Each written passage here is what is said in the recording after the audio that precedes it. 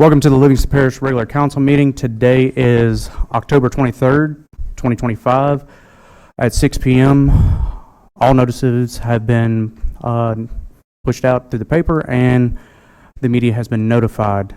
Tonight I'd like to actually first kind of, in memory of Mr. Chris Moody, our parish attorney for 13 years. He passed away 2 weeks ago, so we have a spot for him, or we did have a spot for him up here, but as you can see, it's standing room in here. So we have a spot for him on the desk for his memory tonight. So if you wouldn't mind, just keep him in your prayers, him and his family, in their loss.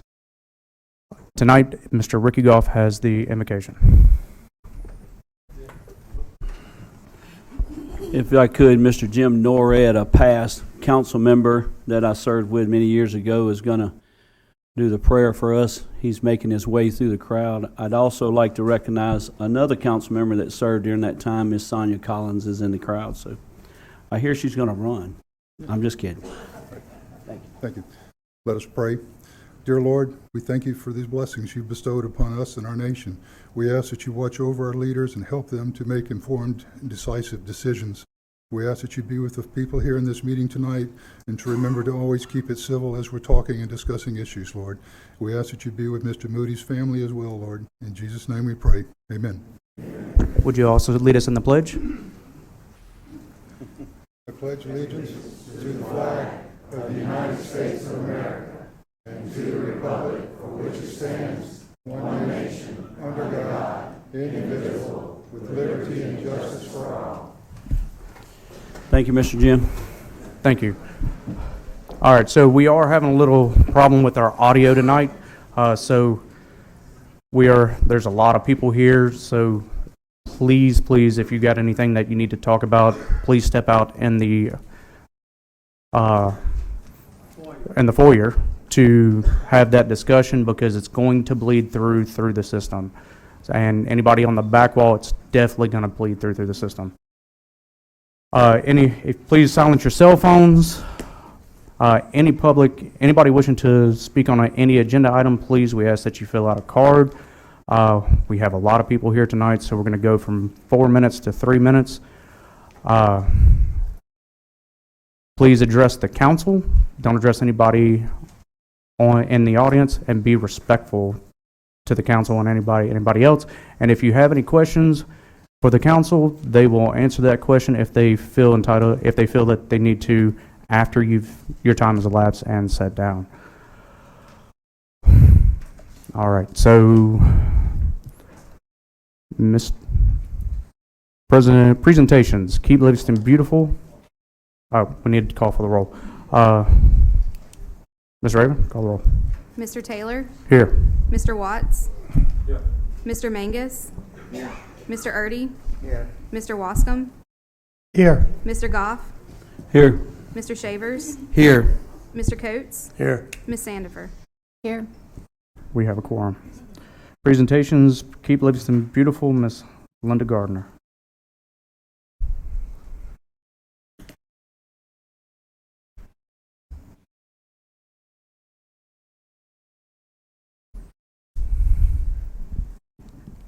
Thank you, Council. I do have to tell you, I have another hat on tonight. I actually work for parish government. I work for Mr. Parish President Randy DeLatte. So that's why I'm here on behalf of parish government tonight. So I'm here to share some really good news with you, with our residents. I hope you're all listening. We are going to have our first ever household hazardous waste event, November the 1st, next Saturday from 8 to 12. I have some extra flyers if anyone needs them. They're all over social media. They're just about everywhere. Our signs are up over at the fairgrounds. It's going to be at the fairgrounds. And thank you to Mr. Lonnie Watts for helping us out with that. We appreciate you. It's going to be a great event. It's going to be something we have never had here before in our parish. And it's free. It's a free event for all of our parish residents to come and bring their household hazardous waste to us. We've raised enough community funds to help pay for this, and we are very proud of our community, how they've stuck together with us, how they supported us, and how Mr. Randy DeLatte, our parish president, has had a vision that he began with 2 years ago to clean up this parish, to make it beautiful, and to see us into the future for our future grandchildren. Thank you. Any questions? Miss Linda, can you give us an idea of what people can bring to the, that Sure. might be hazardous around the house? And again, one more time, what day would that be? Okay, so the day is November the 1st. It's next Saturday at Parish Fairground. Okay? Anything that's household hazardous waste, it be latex paint, it can be oil-based paint, but mostly if you have latex paint, you can open the containers of those and let them air out, and then they're household waste. You can get rid of them. We're not going to take gasoline. We're not going to take ammunition. We're not going to take medication, medical waste, fireworks or flares, smoke or fire detectors, large cylinders, and no styrofoam whatsoever. But mostly just about everything in your home and in your cabinets. If you have spray paint, if you have Tires? Would that- tires, yes, Tire- we are going to do our tires. It limit of 5 per person with their valid Louisiana driver's license and or their valid ID card. They have to be a resident of Livingston Parish. You can't come back with the same card and do 5 more tires, because this is DEQ regulations. And we've had to sign compliance paperwork that we're going to adhere to these compliance regulations. So we will be doing that. We'll have many people out there checking and getting the cars in and the trucks. Any other questions? Okay, it's from 8 a.m., starts at 8 a.m., and I'm pretty sure there's going to be some traffic backed up already. But we have permission from Henderson Auction to use their parking lot, especially if a train comes, so they can stay over there until they come across. We have really easy access and really easy access getting out. So we're not going to tie up the traffic. So we do have the train. We will have spaces for those people to wait for that. Any other questions? Yeah, I just wanted to reiterate, because you guys did this, I think, last year, just so everyone knows. They did have it last year at DPW next to detention center. Just want to reiterate so that people they don't go back to DPW. It's going to be at the fairgrounds, Right. not at the DPW Correct. office. The only thing difference with that, Ryan, is this is household hazardous waste. Last year, we pretty much had the biggest dump day ever. It looked like Hurricane Katrina, but we had it cleaned up in 2 weeks.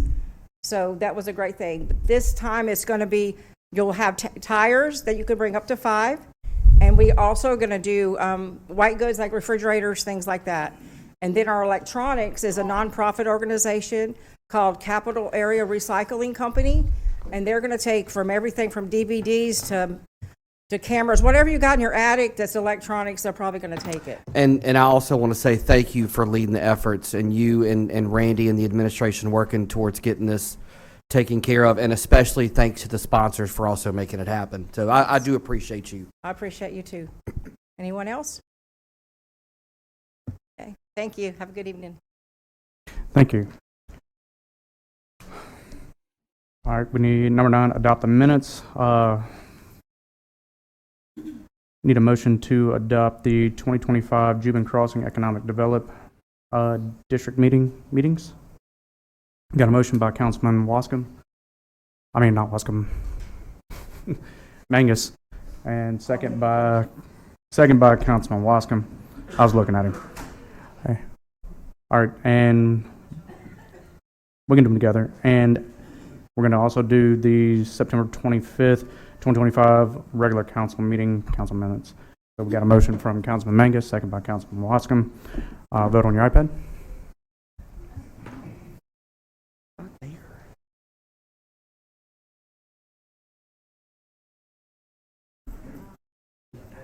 Do you vote yes? She can. Yes? Okay. And that passed unanimous. All right, Parish President's Report. Item 10, adopt a resolution authorizing the Parish President to enter into a contract with Reliant Industry Solutions, LLC regarding the Hurricane Ida Hills Road Washout Project, DR 4611-1463, to repair portions of Hills Road to previously eroded location near Holden. Yes, sir. Yes, sir. We just need a resolution. The Bids went out. We got the low bidder and ready to go. All right, do we have a motion? Motion by Councilman Shavers, second by Councilman Watts. Vote on your iPad.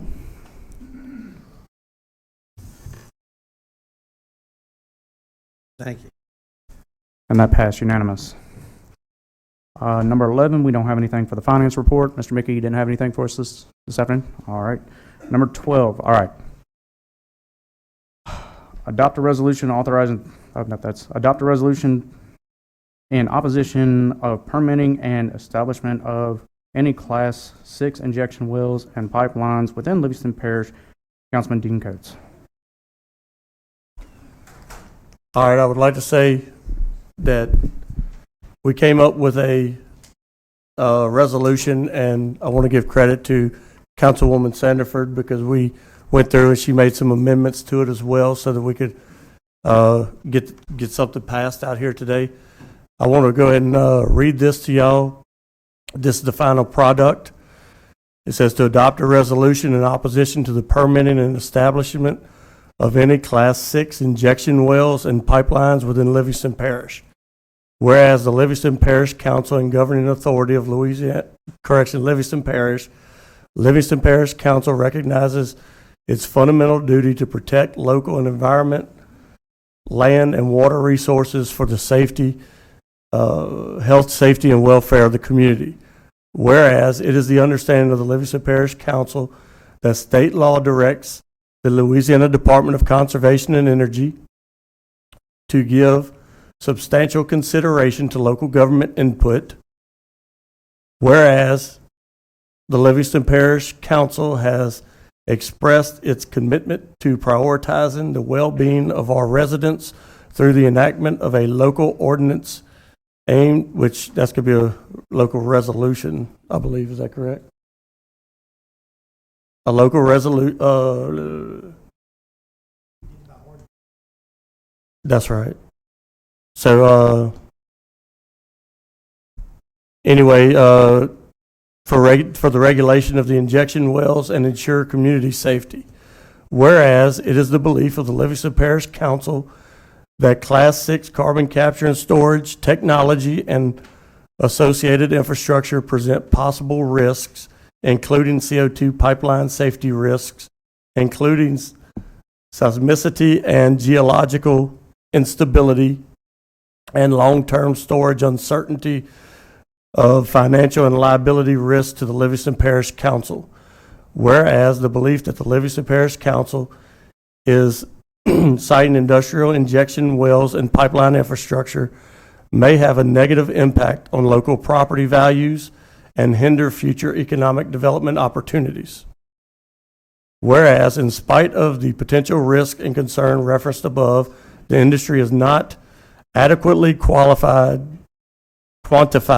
and demonstrated to local residents nor Livingston Parish local government public benefit resulting from the proposed projects, and further, recent rule changes unjustifiably and substantially reduce the local taxation value of CO2 infrastructure.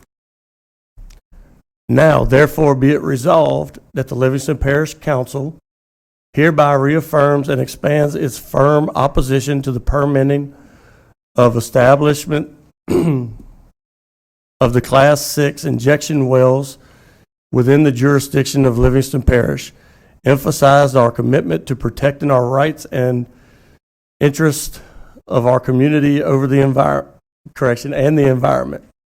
Be it further resolved that the Livingston Parish Council calls upon the Louisiana Legislature and the United States Congress to enact legislation that provides local communities with the meaningful authority of injection well projects and establish stricter federal safety and financial liability standards.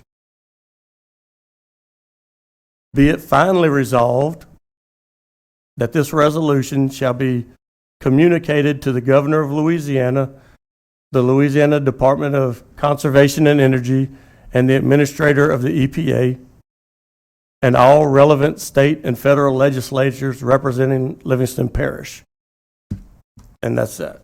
All right, and We need the, to make a correction on that. if you Yes. don't mind, Because Mr. Al brought it to my attention. What's that? On the third paragraph there, it says, whereas on the ordinance, it needs to Ordinance say needs to be- resolutions. change to a resolution.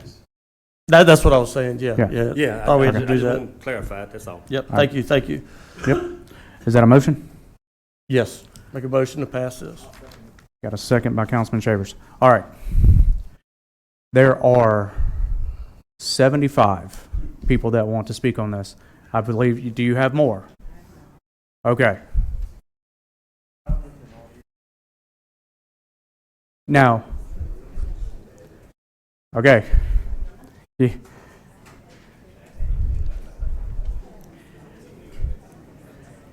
At 3 minutes apiece, this is 4.5 hours. Okay, and I'm gonna give everybody their time that they want to, if they want to speak, but I feel like a lot of this is gonna be repetitive.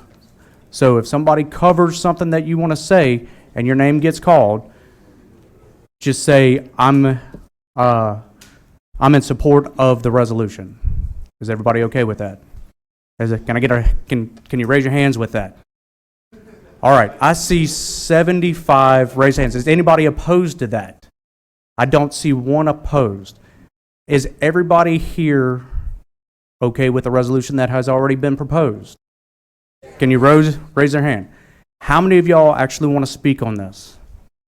All right. One person? Or keep your hand raised? All right, there's a few. Y'all go ahead, why don't y'all, the ones that want to speak on this, why don't y'all go ahead and make a line? We're going to do 3 minutes, and we'll give you the time, and we greatly thank you for this. Well, we're gonna let them speak.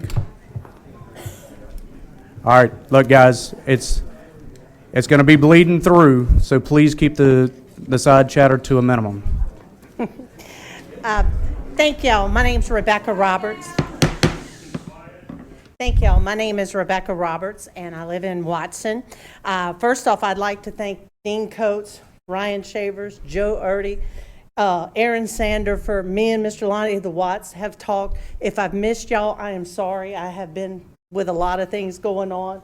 I know Ms. Valerie Hodges. She's been a great advocate to try to help us with this, along with Kim Coates, the representative. I just wanted to let y'all know that there are what's known as Superfund sites here in Livingston Parish. I don't know if people know what Superfund sites are, but what that is created by the EPA, where the Superfund site is an individual location, significant contamination that has been placed on a national priority list. When I looked it up, Livingston Parish had 11. So I guess some has been cleaned up, but there's 2 that I can call out. Seacoast Internationals, which is just 0.85 miles over here, they had to settle a lawsuit in 2011. They gathered enough information to show their health problems were suffered by the residents for the obnoxious chemicals that Seacoast had exposed them to by failing to place a mechanical device in a site which would mitigate the dust and odors. Now, this is just the research that I'm looking for on Google. Also found out Combustion Inc. It's a oil reclamation, and it was water facility which contaminated the soil and the groundwater from 1960 to 1980. The 1996 assessment found residents were exposed to chemicals, and a lawsuit was settled at $131 million. Now, I don't know about you. Now, we've got a lawyer here, so if you know this to be true, please let us know, because you know how you can Google stuff. But how much is our health worth? It's not worth risking. But I will tell you this. People want to know if this is going to devalue their problems. I'm here to tell you it's a fact. I sold a house in Denham Springs, and in my disclosure paper, it specifically asks, and I got a copy for you, Mr. Coates, that if there is a solution mining injection well within a half a mile of your property, they're probably going to start extending that out. We do have a realtor here that is also an appraiser. She has said the same thing. It will devalue your properties. So I have a lot of concerns with Air Products, because I'm going to tell you, A company doesn't come in doling out checks when they've got a good product to bring to you. And I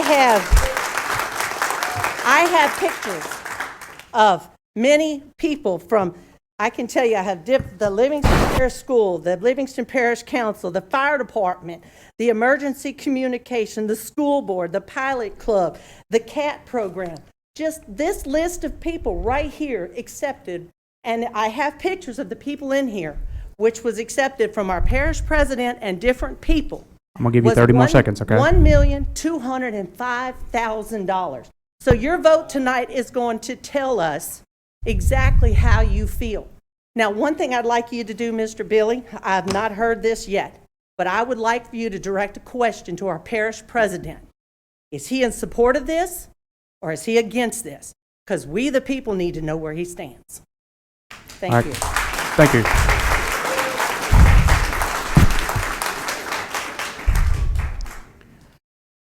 All right, if you wouldn't mind, come up to the mic, state your name and address.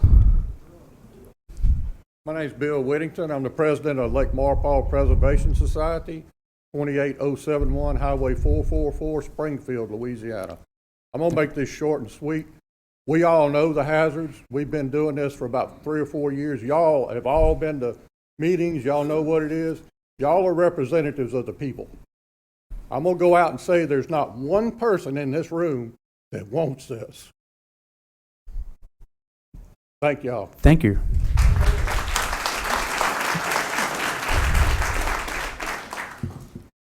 State your name and address. My name is Wade Gilbo. I'm at 22204 Chickapin Street in Marpaw, Louisiana. It's the first meeting I ever attended here in Livingston Parish. Okay. Welcome. Thank You picked a good one. I just want to make a comment about the CO2 pipelines because why they aren't safe. In order to transport the carbon VIA pipeline, it must be liquefied under pressure, 3 times the rate of natural gas. CO2 pipelines can and do rupture or leak. When this occurs, an explosive plume of CO2 gas can erupt that can travel a mile or more because it is an asphyxiant that is heavier than air. It can accumulate in low-lying areas. The CO2 plume can suffocate all living beings and prevent internal combustion engines in gas-powered vehicles from starting, making escape and rescue difficult or impossible. I worked in an ammonia plant for 46 years, and we took the natural gas and we stripped it with MEA in a stripper, and we just sent it to inside the plant to make fertilizer. But these ammonia plants now are shipping it through pipelines to residential areas into the lake or wherever they're sending it at in the ground. This is a danger. It will leak carbonic acid. That's what it gives off inside these pipelines. It's just a matter of time. I just hope that the council chamber does the right thing for all the members of the community. Thank you. Thank you so much. Okay, make it short and sweet. I'm Johnny Seal, 21271 Waterfront East, Marpaw, Louisiana. I'm gonna read this. Nervous wreck up here. I'm not a public speaker, but Just take a deep breath and read it. the carbon capture, it's a con. We can all see it, or most of us can. I'm with Representative Coates, and hopefully y'all are too. But some local officials will be celebrating like this is a miracle, new job, new investment, clean energy opportunity. It's not. The jobs that'll create, they're temporary. They'll build this. Once it's built, they're out of here, and you'll have a few jobs remaining. The investment's short-lived. The profits that will come from this will go out of the state. It won't remain with us.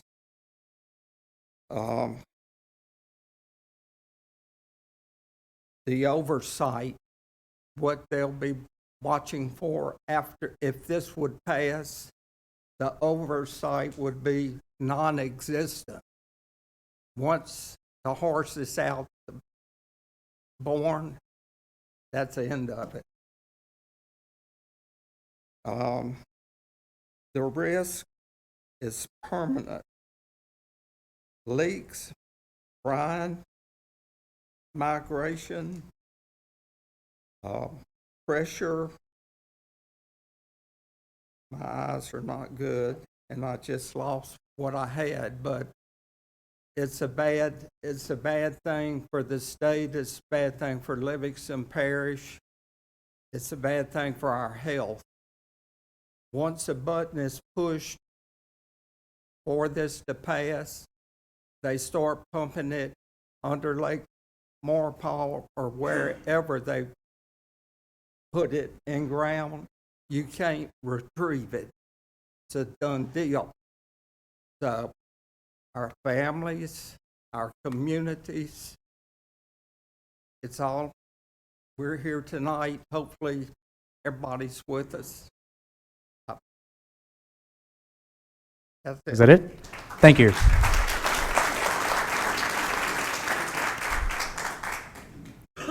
So mine is exactly 3 minutes and 6 seconds. I timed it. So do I need to put the 6 seconds on there? Yeah, my heart rate's about 160 right now, so All I'll right, read it state fast. your name and address, take a deep breath, and Hello, my name is Jackie Thibodeau. I have been a resident of Livingston Parish since 1983, 17330 Cedarville Lane, Livingston. I'm here because I oppose the development of carbon capture and underground CO2 injection projects in our community and across Louisiana. These projects are being sold as climate solutions, but in reality, they are high-risk industrial experiments that threaten our lives, water, wildlife, ecosystems, and land. The EPA themselves stated there is a framework for safe and secure CO2, provided the sites are well-selected, well-designed, and well-managed. None of these things apply, as scientists and engineers have all acknowledged Louisiana's subsidence, salt domes, and abandoned wells are not able to handle it. Louisiana's geology, environment, and communities make CO2 capture especially risky, more than any other state. We sit on porous, fractured sediment, clay, soft clays, sand, and salt domes, which makes it unstable for long-term storage. They are already under stress from oil and gas extraction. It can trigger seismic activity, faulty reactivation, and migration of fluids in unintended zones like drinking water aquifers. Louisiana has thousands of abandoned or poorly plugged wells which act as pathways for injected CO2 to contaminate our groundwater. There is no proven long-term safety record for storing compressed CO2 underground. On the contrary, there are instances of loss of life due to this experiment. Once injected, it can migrate, leak, or escape through old wells and fault lines, contaminating groundwater or creating deadly asphyxiation hazards, as seen in places like Sartasha, Mississippi. Can you imagine our communities being hit by a leak of oxygen-depleting gas? No scent to it. During hurricane or power outages, which we have frequently, emergency systems can fail, turning this into a disaster. On top of that, they affect our wetlands, killing our aquatic life, which is unimaginable. We have a limited hazmat resource that I know of, and the ones that we have, are they sufficient and specifically trained in CO2? I believe our communities deserve transparency, local consent, and independent safety studies before any permit is issued. The people who live here, not corporations chasing tax credits, should have the final say over what happens beneath our homes and our lakes. Did you also know that once they inject, they can transfer liability after a few decades, leaving taxpayers or landowners responsible if those leaks occur? Is that what we want to leave our children and grandchildren? CO2 capture is not clean, not safe, and not truly reducing emissions. It is about profit control, using our lands as a dumping ground under the false label of clean energy. Until these risks are fully addressed through open science and public oversight, I stand firmly for a moratorium or denial on all CO2 injection wells and pipelines in our parish. Our land, our water, our lives are worth way more than a corporation's bottom line or lining someone's pockets. We live here, we fish here, we raise our families here. We should decide what happens beneath our land, not corporations or out-of-state investors. We're asking for a moratorium on all CO2 injection and pipeline permits, current and future. Independent environmental seismic studies before any project is approved. Public access to data, including all pressure logs, plume modeling, and emergency plans, including how a leak will be contained if the gas can make you pass out in minutes. Sufficient and trained hazmat crews in the event of a leak or a disaster specific to CO2. Until this is done, our fragile geology, our communities are too close to the danger zone to be the testing ground for corporate carbon experiments. Thank you. Thank you.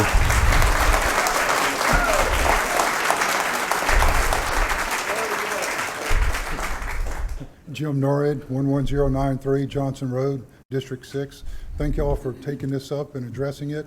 Also, I'd like to thank Senator Hodges for taking time out to be here. I think she's the only member of our state legislature that's here. And so I'd like to bring that to her. Also, would also mention that since the government's shut down and since this started with Congress, it would think that maybe we could have some of our federal officials here, but they're not here either on that. The whole thing about this all gets to tax credits for the company.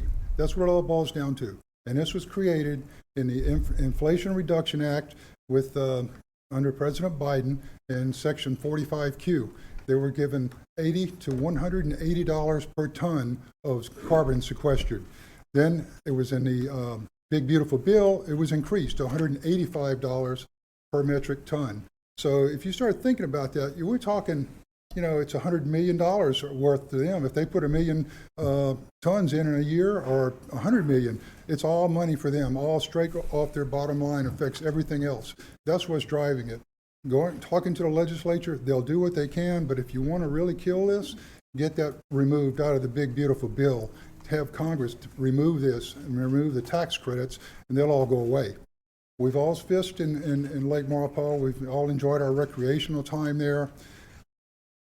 CO2, when it hits water, you're going back to high school chemistry, it forms carbonic acid. I don't know, and we did it when I was in high school. You take a Coca-Cola bottle with Coke, you put a piece of meat in it and drop it in there and watch the acid dissolve the meat. That's what's going to happen to the life in the lake. It will happen. It's just it will happen. It's going to happen. Then there will be a talk about what's an acceptable limit of a leak. Nothing, zero is acceptable. We need to kill this now, and we really need to push our federal representatives to get on board with this. Thank you. Thank you.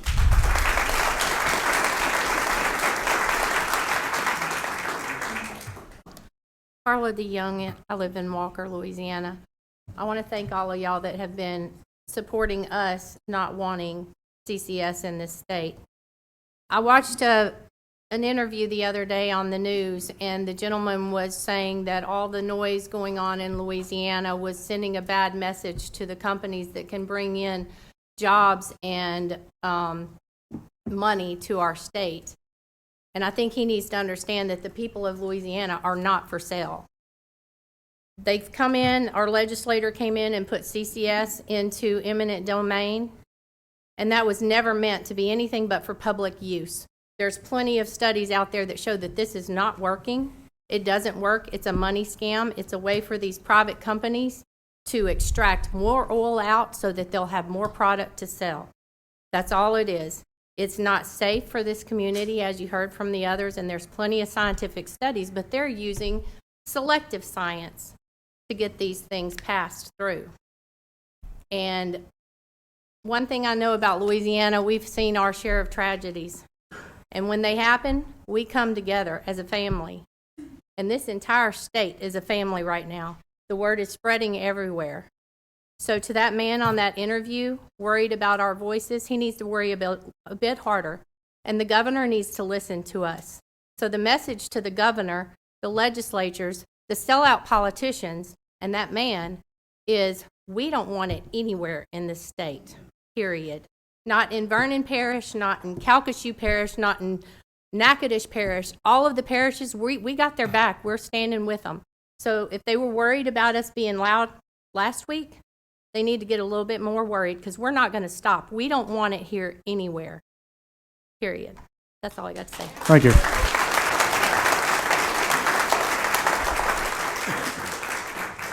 Good afternoon. Todd Phillips. I reside in Denham Springs, Louisiana, but I have a house in Maurepas as well. And we bought the place in Maurepas 4 years ago, assuming that, we were going to have a nice camp and enjoy the wildlife and enjoy the river life and everything else. But, with this going on, how is this going to happen? We're not going to be able to enjoy powerboating and, things that we enjoy, fishing and the crabbing and where does it stop? We have behind our camp, we have a wildlife refuge. I've personally seen them fly over with drones, surveying. I know what they're looking for to lay pipeline. I'm right there by the lake. It's obvious. So where does it stop? Are they going to take my place from me? I don't think so. I've worked too hard. My wife's worked too hard. We're not going to stand for it one way or another. So I would hope that someone will put a stop to it. Thank you. Thank you.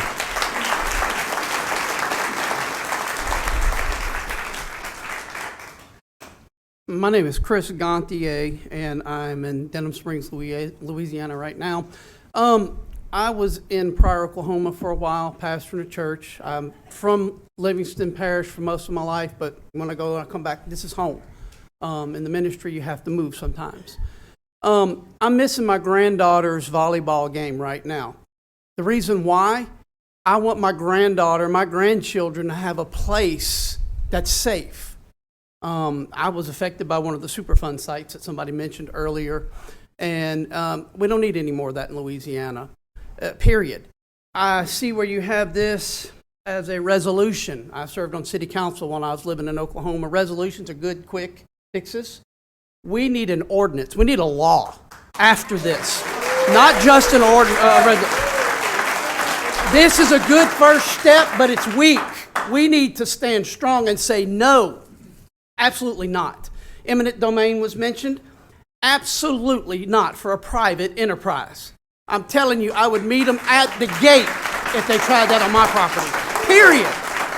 Now, let's just talk about the functionality of this. I spoke with the geologists and somebody that was a manager of some of our federal refuges. Number one, let's take a teaspoon and go empty the ocean. Because the amount of carbon produced, this is so insignificant, it's stupid. It's stupid. And it's a temporary fix. When happens, you fill up all your containers. Let's put ocean water in tanks.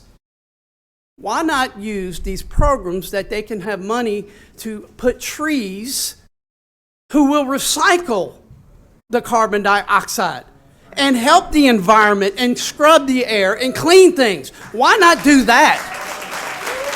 That's a permanent solution, not a temporary fix. So we need to stand strong. I come back here right now. I'm helping care for my mother. She turned 89 today. And I love my mom. I love Livingston Parish. I love the people. I love fishing. I've been out since I've been back. I've probably crabbed in Lake Maurepas 10 or 15 times in the last 3 or 4 months fishing. This is home. I'm back here because I love that lifestyle and I love my family. And I don't want some outside entity come telling us what's best for us, meanwhile kicking our legs out from under us. Thank you. Thank you.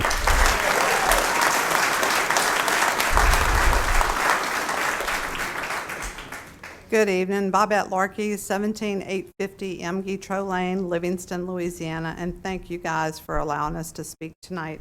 Most everything that I was going to talk about has already been mentioned, but there are a few things. Number one, those of you who know me know I do a lot of research, and I've been researching this for a long time, and I can't find one proven benefit of CCS. Nothing that's been proven. They want to say jobs and this, that, and the other, but we know that's not true. Another thing, the citizens receive all the risk while the rich private corporations profit via the federal tax credits and low interest loans. Carbon capture has been proven not to work. 80% of the projects that's attempted to commercialize carbon capture technology have ended in failure. There's no proof that carbon will remain permanently stored.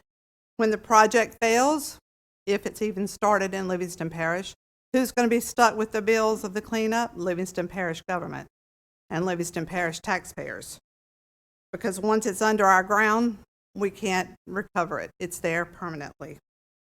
There's also environmental justice concerns. Socially vulnerable and poor communities are historically chosen for these pipelines.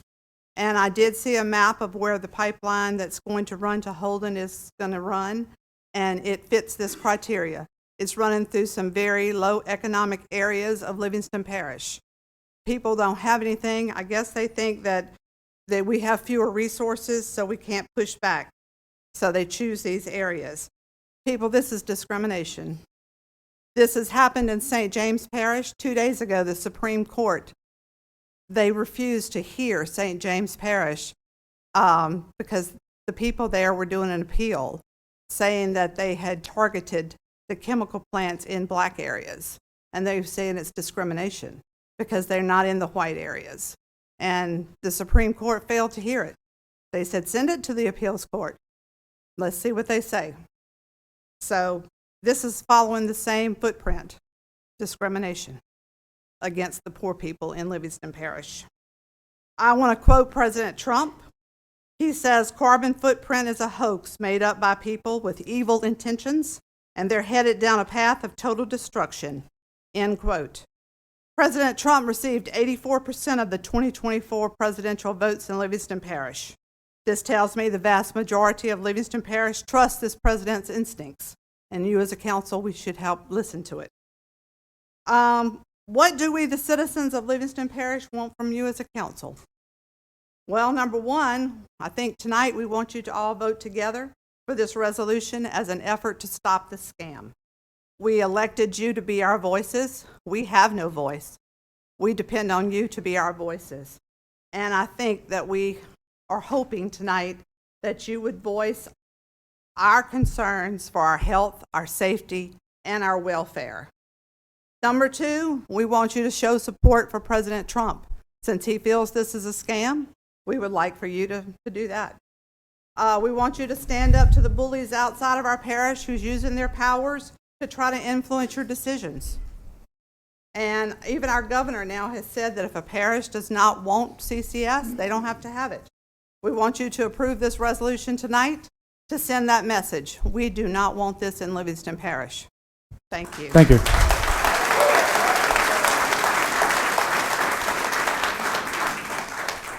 Hi, my name is Lisa Cothran. I am a resident of Springfield, Louisiana, 4 generations deep there. And we've heard a lot of people speak about being against this. I want to thank the council for exercising your oath of office to protect the public trust. And I'm glad that we do have an attorney here so that he can explain, if someone doesn't know it, maybe even to myself, the importance of the Constitution. We've heard a lot of people say how bad CCS is, and it is a bad product. I don't agree with it either. But you may have some scientists that will go back and forth on this because professionals are going to put what they want to put in there to make it right for themselves. But the one thing that you cannot go against and you cannot debate, and that's the Constitution of Louisiana. And the Constitution of Louisiana says in the Declaration of Rights, origin and purpose of government, Section 1, all government of right originates with the people, is founded on their will alone, and is instituted to protect the rights of the individual and for the good of the whole. Its only legitimate ends are to secure justice for all and preserve peace, protect the rights, and promote the happiness and general welfare of the people. So that's your purpose. As government, that's your purpose. And like I said, we have an attorney here that he can tell any of us, including myself, if I'm wrong, if I need to be put in my place, that the Constitution of Louisiana is the highest law of the land. So I'm asking you to do your job and do what you said you would do, is protect the public trust of the people and vote yes on this, or there'll be consequences. Thank you. Thank you.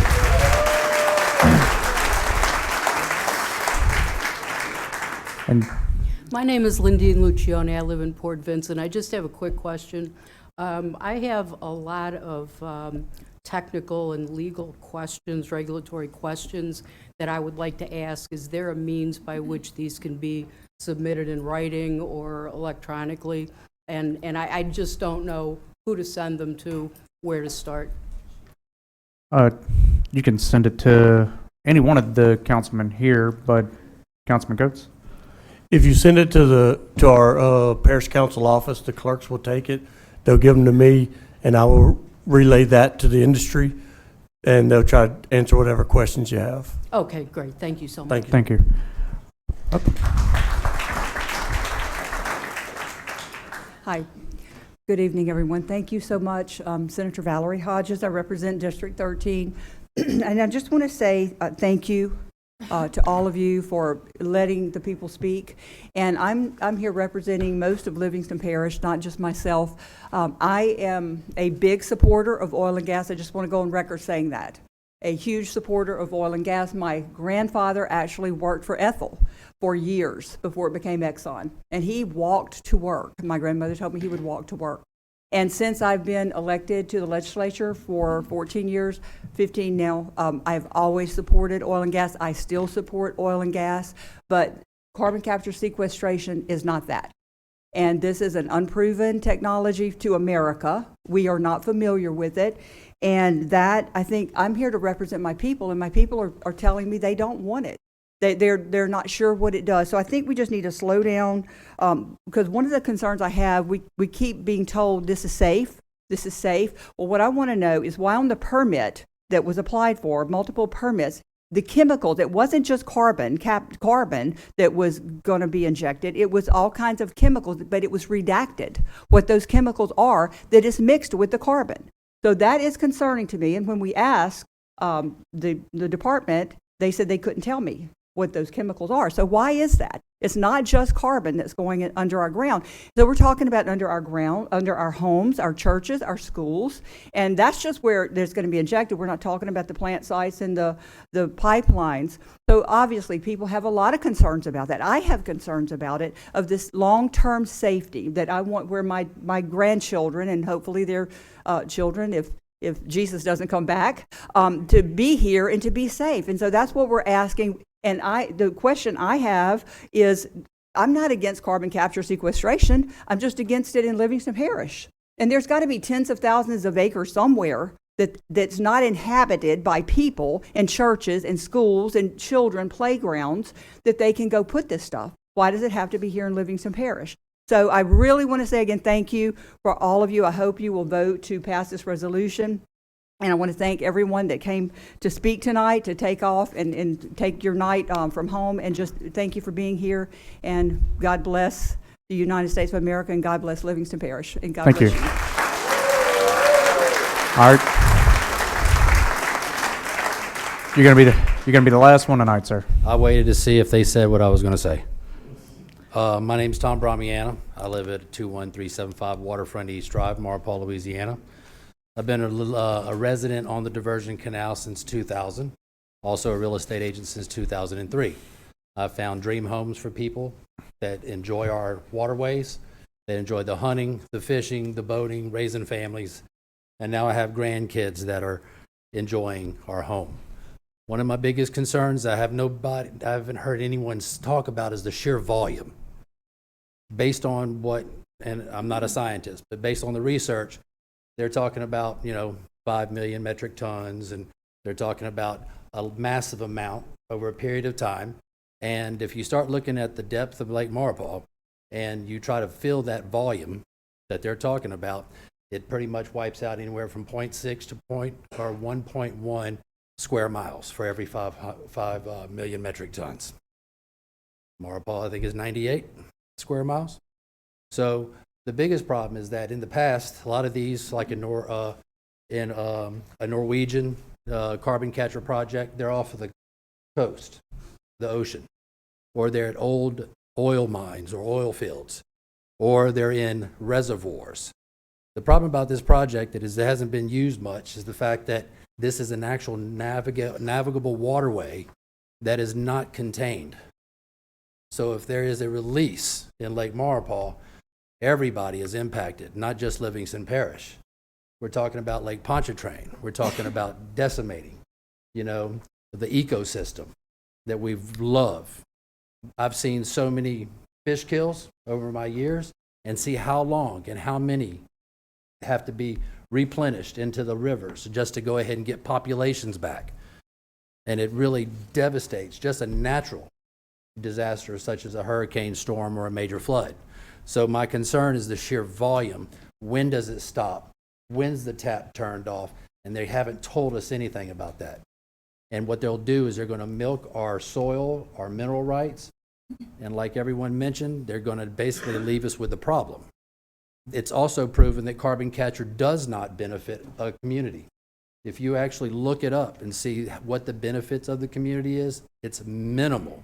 So the jobs aren't there, maybe during the initial project, but not during the actual occupation of the project. So I just wanted to put that on record. Thank you. All right. All right. Councilman Shavers. Yeah, I want to start off by saying thank you everyone that came up and spoke. Thank you for everyone that came in support of it. I have to call out Miss Bobette Larkey for something that she had posted that I had saw that just really kind of floored me. And I'm going to have to call out our congressman and our senator, Congressman Clay Higgins and Senator Bill Cassidy. She sent out concerns via letter to, I think, 10 legislators and I think the governor. And one of the responses that she got from Representative Clay Higgins, the letter says, I understand there are broad concerns about the safety and stability of carbon sequestration. This is an emerging industry that is evolving rapidly. We have a responsibility to listen to all the citizenry and I don't take a position to oppose or support something that is not fully understood. And my message to him is it's time to get invested. It's time to start listening. And I have to call this out as well because this is a really one that just really surprised me is Bill Cassidy. She sent a letter regarding carbon capture and her concern, and he responded with a response about Credit Card Competition Act. What does that have to do with carbon capture? Yes.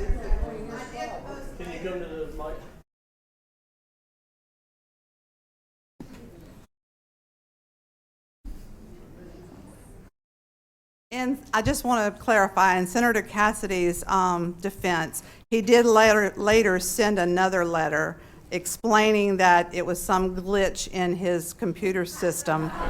And thank you. And he sent another letter not supporting or disagreeing with it. Thank you for clarifying that. Irregardless, guys, the point I'm trying to make is I'm so thankful to have Valerie Hodges here to speak on behalf of the people and our property rights.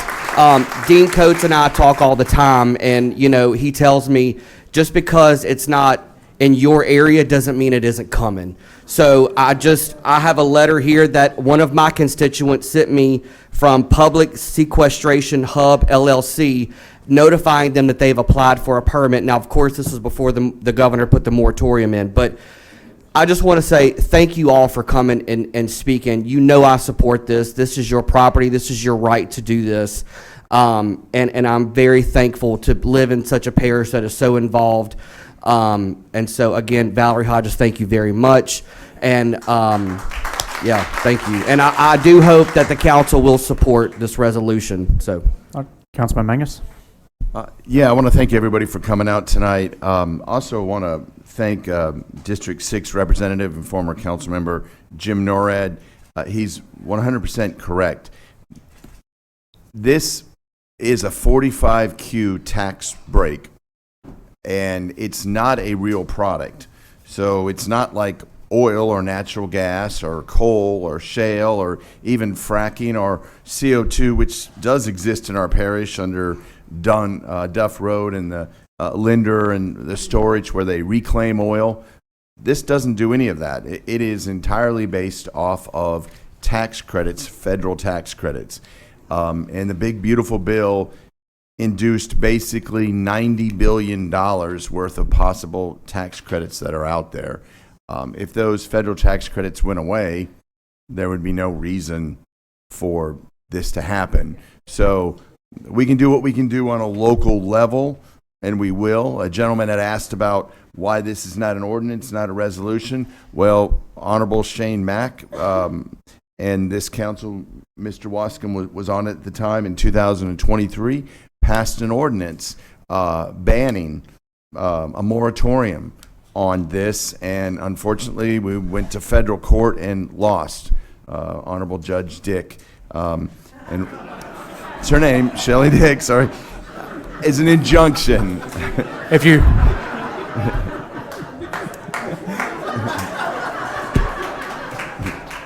sorry, I stole your thunder. so some of y'all have a pen? Yeah. If you have a pen, case number 22-089-SDD-RLB was the case number where we. Yes. Case number 22-809-SDD-RLB was the case number. And we have a responsibility to represent you and to be your voice, as was said earlier, but we also have a responsibility to not have your tax dollars to go to pay for, no offense, more attorneys. So thank you, and I think you'll be pleased with the vote tonight. All right. Thank you.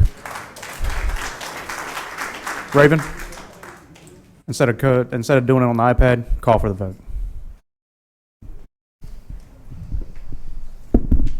Mr. Taylor? Yes. Mr. Watts? Yes. Mr. Mangus? Yes. Mr. Erdy? Yes. Mr. Wascom? Yes. Mr. Goff? Absolutely. Mr. Shavers? Proudly, yes. Mr. Coates? Yes. Ms. Sandifer? Yes. That passed This unanimously. resolution passed unanimous.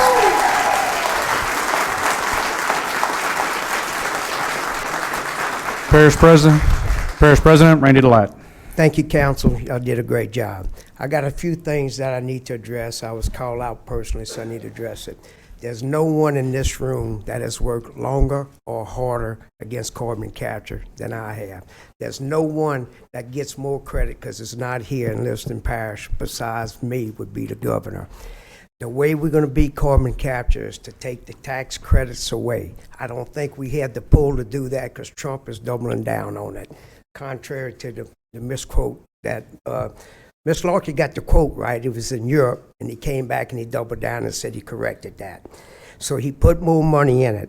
The way to beat this is to support the governor by giving that local option to the people here that live here.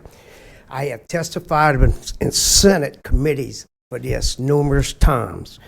I have met with the governor that had got, and he wants to keep his promise that he made in Holden, Louisiana.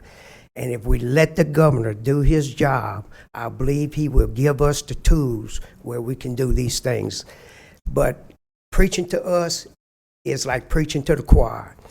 The ordinance that the guy alluded to, that was the right way. I second that motion. I was sitting on this board. We got sued, okay? We got sued, and they threw it out of court, and it cost us to lose another court case that we had. We don't need to put our money to lawyers. We need to put our money to the people. We need to do the right thing, work with the governor as hard as we can to get the tools where it takes a vote of the people or the vote of local politicians to let it hear. And we know what the people is. Our first primary concern, as one of the speakers got up here, is the safety and welfare of our people. That's the first primary concern. That is what we got to do. And until that is proven correctly, we should be in opposition to that. And I feel like you've done your job. Thank you. Thank you.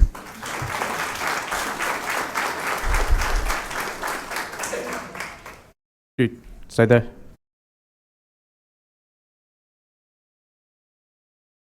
I was the one that brought out about the donations, and that's my question is that, you know, when you see people with checks, they're donating. That was my question. And they're just donating to the community, and I'm thank you for addressing that. I appreciate you very much. And I really appreciate that. It's just that my concern is, in my opinion, when you see a company coming and doing this, you know, we all want to take it as in good faith, but then you really get down to the brass tacks of it. And I thank you for standing up like that, Mr. Randy. I appreciate that so much because that was my concern. Thank you. Thank you. Let me give y'all a little bit of information on donations. They got $1 million to buy influence. That's what they got.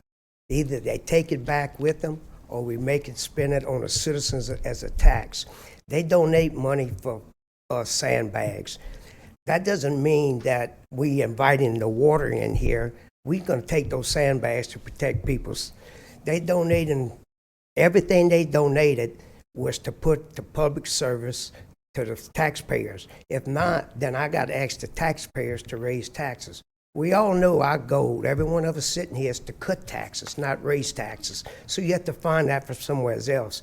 I am charging them a fine, in my opinion. You coming here to try to upward root my citizens or my communities, you're gonna spend that money. I'm not gonna let you take that 1 million back to Connecticut or bring it to Livingston Parish. That was my thought process. Since I took so much heat, I got to be honest with y'all. I've left $100,000 on the table in just the last month that would provide valuable services to our citizens. But it's important that the perception of our people know that all of us as a team are working for them. And if they think that taking those donations are corrupting us, then I have to back away from it. And that's what's happening, guys. That's what it is.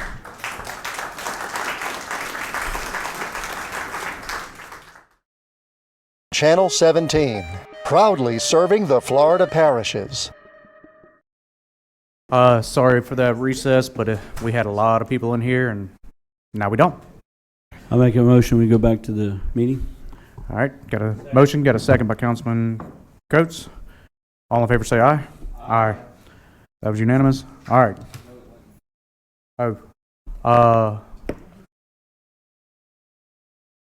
Joe's absent, so that's 8 yeses and 1 absent. All right, item 13, Livingston Parish Planning and Zoning Commission, case number 25-43-10924 Arnold Road, parcel number 0270199, R2 to R1. This is my Council District 3. The recommendation for this was a denial. Does anybody want to make a motion, since I can't make a motion, to accept the recommendation of the Planning and Zoning? Got a motion by Councilman Mangus. Second? Second by Councilman Wascom. Is anybody here to speak for or against this? No? Right. This is to deny, to accept the recommendation of Planning and Zoning to deny. You're okay with that? I'm okay with it. May I ask a question? Was this the one that Mr. Ard spoke on? Is it the Avery Planning and Zoning on this? It was a unanimous on the whole Planning and Zoning to deny this one. Yeah. So, all right. Vote on your iPad. So if you vote yes, we're denying Yeah. it. If you vote yes, you're accepting the recommendation. That passed unanimous. All right. B, case number 25-45-12825 Walker South Road, parcel number 0203638D, agricultural to C1. This is in Councilman Mangus's district.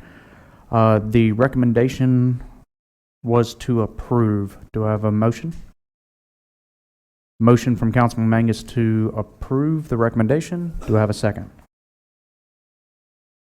Second by Councilman Wascom. Anybody here for speak for or against this? Yep. Yes, sir.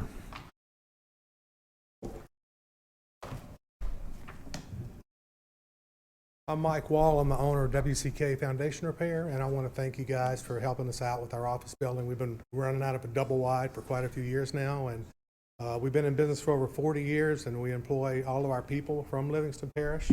I was born and raised basically in Livingston Parish, so we're committed to, working with the community to make the community a better place. We take young men who need a job, and we try to help them be successful. Some of them end up going to college because foundation repair work is a really hard work. But some of them keep working for us. And my new company is WCK Properties. So we're going to be investing in properties in the area. So I hope to visit you guys more often. My supervisor, Chris Houston, was here before speaking for me.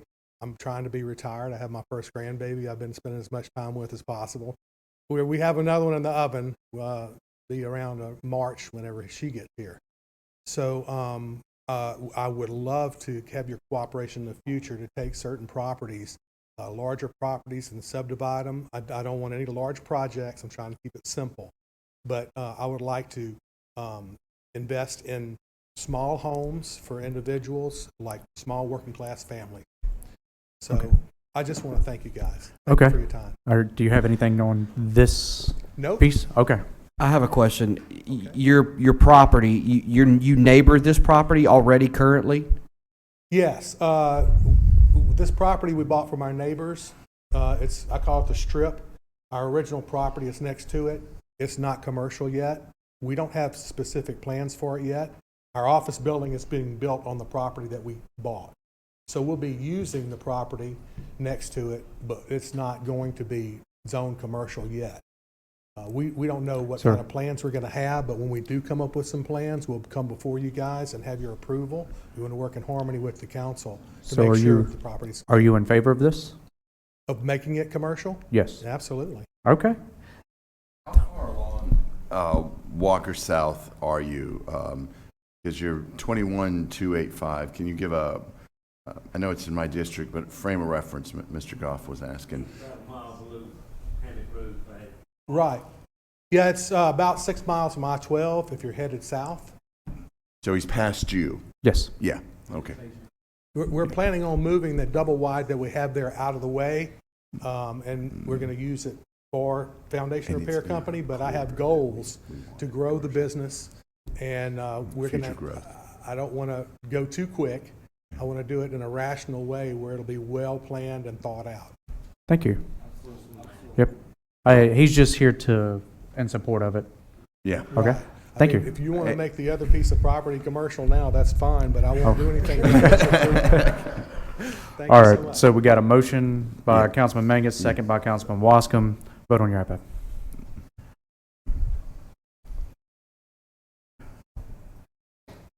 That vote was unanimous.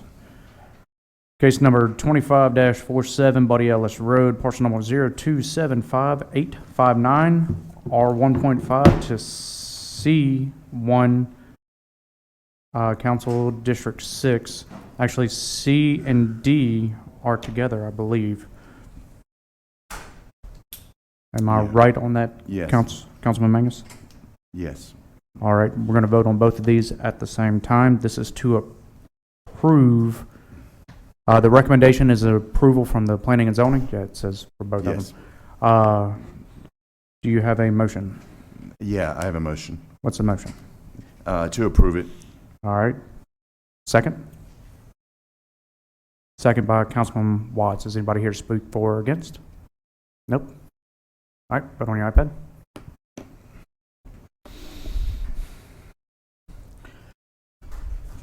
All right, that was for C and D. E, case number 25-48, Oliver Wheat Road, parcel number 0238501, 4 lots, ag to C1. All right, so I got a email from this with the definitions. They actually don't need to go to C1. Am I correct with that? Correct. All right, we got a definition from the attorneys stating that the things that they needed to, that they can do everything that they need to do on agricultural with it because it's over 3 acres. Correct. Correct? Yes. All right. Yep. And I apologize, I was out on vacation for that meeting and missed it, or I would have had that for that meeting, and we wouldn't be here. Chairman, I'm not sure if we're supposed to take action or not, so out of the sake of, I don't think we have to take any making sure action on this. I'd like to make a motion that we take no action on this item. All I right, got think a, that I think there may have been a concern if some action wasn't taken, either by just validating the letter from the attorney. I'm about to read it. Thank you, because they do still have to go before the planning commission for their preliminary site plan, and they did not want to get there whenever the planning commission had denied it, and then them have a problem and have to come back here. So this we is just want to from, get this clarified tonight. this is from our attorneys from Marty Maley. An opinion has been requested about the definition of major utility as the term is used in section 117-136A of Livingston Parish Code defining permitting use and location zoned for agriculture. First, I note that 117-135 describes the uses intended for agriculture zoning classification, significant in the fact that the fundamental requirement is compatible with architectural use and commercial and industry uses which promote or compatible with agriculture are allowed. The term major utility is defined by section 117-125 as large-scale infrastructure system and facilities that provide essential services to the public. This definition would include a description and transmission line substation, as well as building housing, computers, and communication or control equipment, battery storage capacity, or that provide workspace for utility workers and staff and vehicle parking, storage of equipment and supplies. So that's the definition, and these guys need this stuff whenever, this kind of property, whenever we have major hurricanes. They need to be able to park their vehicles. You know, we all know that linemen are out there, you know, they bring in thousands of these guys whenever we go through a hurricane and we're trying to get power back to everybody. So they're going to use it as a parking lot and a space for these guys. So the recommendation is that we use this letter to go to the planning department, and that reject their denial. Again, I make the motion that we take no action on this item based on the letter that you just read. Okay. Sound good? Take no action. Got a motion from Councilman. I have a question. Yes.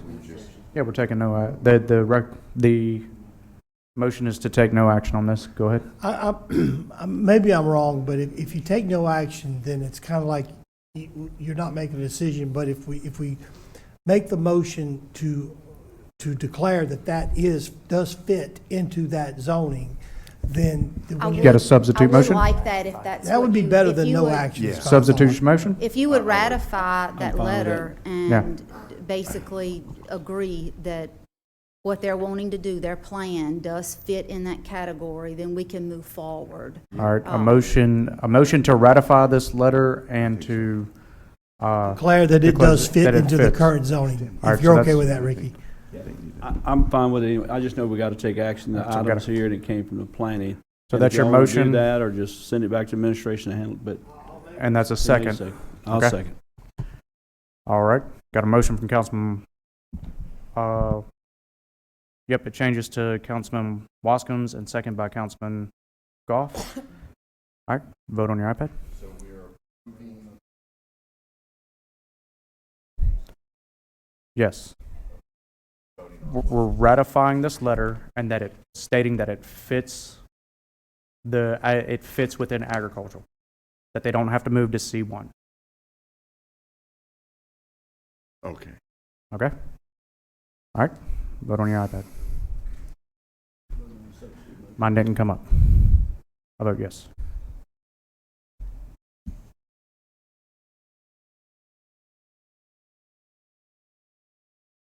I vote yes. Mine didn't show up. That was unanimous. All right, case number 25-49, 30290 Charles King Street, parcel number 0127985, R2 to R1, Council District 9. The recommendation was to approve. And that's, who's Council 9? That's you, right? Do you, got a motion?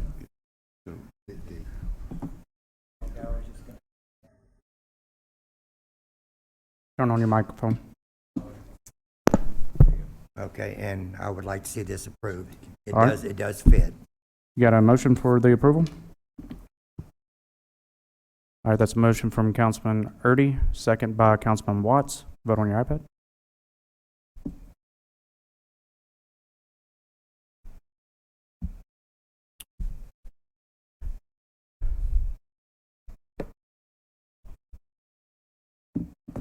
That was unanimous. All right. Thank you. Public hearing and adoption of LP Ordinance 25-17, an ordinance to amend Chapter 117 zoning Division 7, R5, multifamily planned unit development, Section 117-185, proposed John Mangus.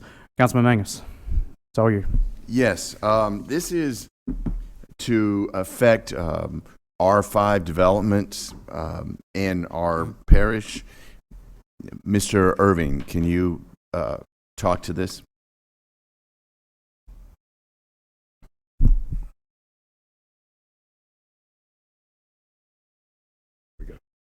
The fundamental problem that's being addressed by this is that when you have a dense apartment type development, it doesn't, if it's all rental units, it doesn't really contribute anything to the tax base for the parish. And the parish obviously has an interest in not just housing apartments with nothing else. And so what this says is that in the purpose for R5, it's got to be part of a planned unit development where you have other kinds of, you have commercial establishments with it, things where people are going to spend money and generate tax revenue for the parish. And if rather than just have a rental unit. So if it's going to be an R5 with rental units, you've got to have the other kinds of development as part of it in a planned unit development. So skinny on this. All right, is there a motion? Well, we may have to make a slight change to it because the way we have it written is the exception is if it's within 1 mile radius of the boundary line of an existing planned unit development. And there's only one in the whole parish, which is Juban. So do we want to go with that, or do we want to make a change to that? No, Because this is your.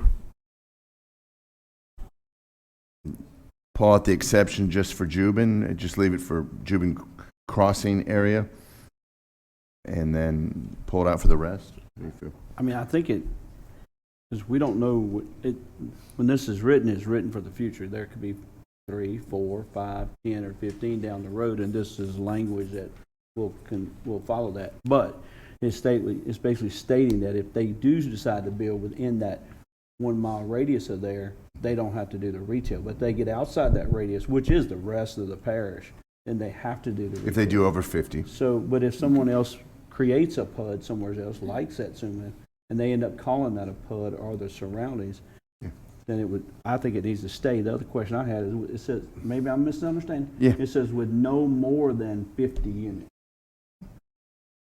That shouldn't be no It should more be than- no more. With no less than. Yeah. Boundary of an existing planned unit development. Oh, no, it's just saying if it's less than 50, it doesn't need to do a PUD. Okay. I just want to make sure. It doesn't have to have the retail component, right, Mr. Irving? Correct. If it's less than 50. I think that's correct. Some of that was added after I wrote Yeah. the original ordinance, but yes. I just want to Okay. All right. I have a question. So just to make sure I understand. Yes. So only in an economic corridor. No. So this can go anywhere. The economic corridor had to be struck out because it does not actually exist, correct? It's not, legally, we don't have an economic corridor. Are they lined out in the master plan, future land use map? Do we have economic corridors on the future land use map? No. No. So that's why we struck it out. So what you're saying is, so if I have super rural areas and they go for a rezone request to R5, the only way that they can do that, let's just say, because you don't line out specifically what type of roads, it could be any road, right? It could be a parish road, right? I'm sorry, where do you Well, I'm see just asking. roads? So like if I have a parish road and an individual owns property that's ag and he wants to build an apartment complex, can he just go and get R5 and do commercial with it on a parish road? Well, you'd have to go through planning and zoning, he would have to get it rezoned to R5. Correct. And in order to do that, they would then say, how many you build? And he said, I'm, building, 100 apartments. And R5's 3-story. He would then have to have retail there. If we don't have this in here, what would happen is he or she could just build it without any retail. So if he gets, but here's my question. Think of a parish road. That's all I'm saying. Think of a parish road, a small 18-foot wide parish road, in some cases less than that.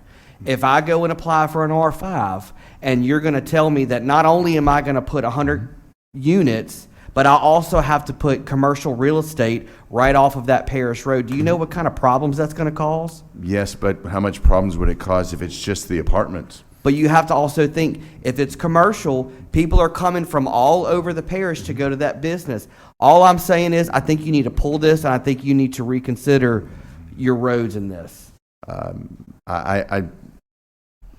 Mr. Irving, can you speak to this?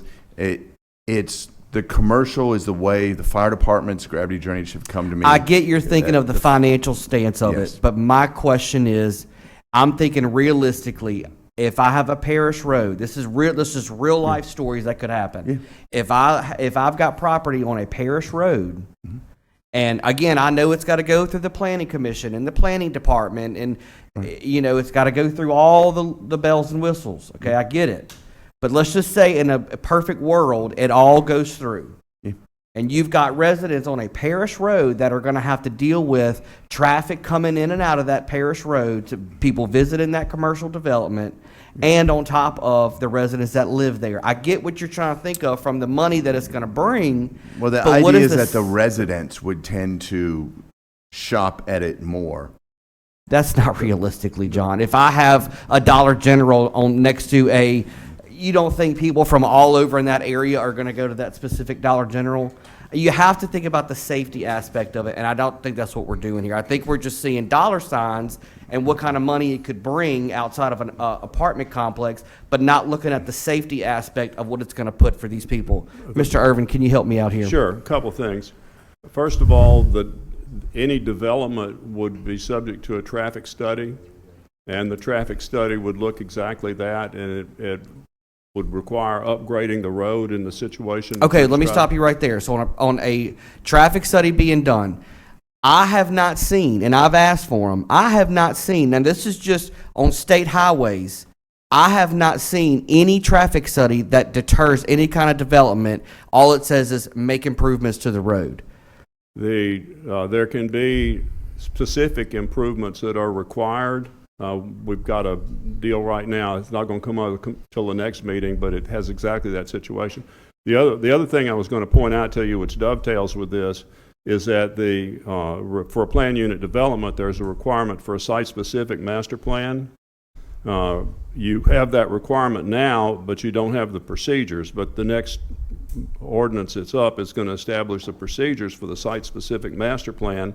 And the site-specific master plan would have to be approved as a separate item in addition to the zoning, and they would have to develop it in accordance with the site-specific master plan. Well, in the site-specific master plan, you could address all of those things. So, who looks at those? The site-specific master plan is going to be looked at by the development department as a part of the process in addition to the rezoning request. And the way that ordinance is worked, the site-specific master plan and the rezoning are married. So this ordinance would, so people who already own R5 can't, because I'm sure they're going to want to put commercial on their property. We can't go back and people who own R5 do this. This is from one is assigned going forward. This amends the purpose for R5 and would be primarily aimed at future rezoning requests to R5. But correct me if I'm wrong, to his point, anyone that has R5 now, when they move forward, they would have to fall under this guidelines. R5 is just a status of zoning that says you can build the apartments. But if you build over 50 apartments, you have to follow this because it'll be in law before you do the development. The next part of that is that same language that he's talking about coming forward is going to put it to where you have to provide like your plan, a PUD. You got to plan which one. Yeah. So, is it all right if I go ahead and continue to speak? Yeah. Okay. Yeah, go ahead. So this actually really, if you look at it, takes care of a lot of your concerns that you're bringing up right now. So let's just follow with it for just a moment. One of the things is 50 apartments. Has to be above 50 apartments. So if it's a little small apartment complex, somebody's investing, they can build them. They got to go through the development process and maybe have to do the road improvements, whatever. But if they're going to come in and do over 50, that's a substantial structure with substantial traffic, so they're going to be responsible to follow this guidelines. But not only are they responsible to follow this guidelines, they're responsible to invest in our community. Don't just come in here, build a bunch of apartments, cause us traffic problems, and leave. We want you to go ahead and invest more money into your development and create some retail space in it to where, yes, maybe it will be a little bit more traffic, but it will generate some tax revenue from it. So that being said, whoever's going to invest in an apartment complex outside this corridor or outside where the infrastructure and the state roads and all of that stuff is, they better be pretty good with their numbers because they're going to add a lot of square foot that's not rental. I'm going to just say I this. love the thing myself. Constituents in our parish, and I've said this 100 times, they are not complaining about businesses or investing in our parish. They're complaining about traffic. And what you're doing by this, whether you say they're submitting a PUD or any kind of site plan, regardless, it's still going to create traffic problems. And I know you guys think that I just make traffic problems up, but they're out there. I don't disagree with you, what you're saying, but you're taking a concept of moving out into a kind of a rural parish road and building apartments, and all I'm saying is as an investor, trying to put that many apartments somewhere, I'm requiring you to spend more money. And I'm making this a real tall order for you to do this in a real rural area because you're just not going to, you know what I'm saying? I'm encouraging you to put it up by the interstates. I'm encouraging you to find a spot that's... But that doesn't say that in this ordinance. Indirectly, it does. It doesn't say it. I know it doesn't specifically say, I'm going to tell you what to do with your property. That's not what it's doing. Okay? I'm just saying I'm going to put you in some guidelines that makes it where if you want to build it in between Walker and Dillon Springs on Florida Boulevard, it's out 1 mile outside the PUD, and you're going to build more than 50 apartments. You're going to build 100 apartments. It's a lot. 300 apartments, whatever it is. Not only are you going to have to come and have it rezoned from commercial to R5 from jump, now you're going to be required to include some retail space in there. Same thing if they go on any parish rural area. There is, as far as I know, there's no R5 out there in any rural area. They got to come to us. Not only do they have to change the zoning, but they also got to apply the PUD. They got to say what we're doing, and that's what we've been preaching. Tell us what you're doing with the property, how you're doing it, and we're also saying you got to invest even more. So I just think you're creating more problems. That's just like for Lonnie, for instance. You have a lot of ag in your district. I mean, this could negatively impact traffic and I mean, you're telling these people what to do with their property. You've got R5 and commercial now. It's just it's dangerous. People are complaining about traffic. I just can't get beyond that. Nobody understands that. But anyways, All right. Councilwoman Sanford. My question is simple. What is the average size of an apartment complex in Livingston Parish? Does anybody happen to have any information on that? R4 or R5? R5. R5 is over 50. Yeah. Give me an example. No, but what's that? The average size, we don't have a lot of them other than around Jubin, and then we have them on Walker, I call it north, but Walker South, near 190.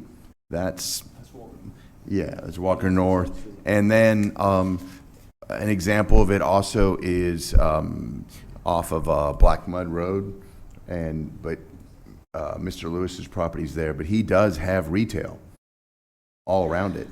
So that's a good example of what this would be like. And let me interject right there. I don't think, and I think I can say this within confidence, that there will be any one of these council members that would have voted for that, or vote for any more apartment complexes or rezoning to R5 on Buddy Ellis Road, right? We're just not going to do that. So if anybody can decide to apply for any rezone and make a plea for their plan that they want to do, and we have the opportunity now to be able to say yes or no that fits our master plan. Yeah. All right. Right? In the past, we didn't. Guess how the one got on Buddy Ellis Road? Anybody want to guess? We had no zoning, no nothing. They bought the property, they built the structure, and here it is. That does exactly what you're saying it does, Ryan. It makes traffic problems. Yes. I keep trying to say, where we're at today versus where we were at then is leaps and bounds ahead of us being able to move this parish forward in a constructive manner. Thank you. All right, I'm going to open it up for public Hey, I hearing. got a quick question. All right. Maybe Abraham can answer. How much R5 do we have in the parish?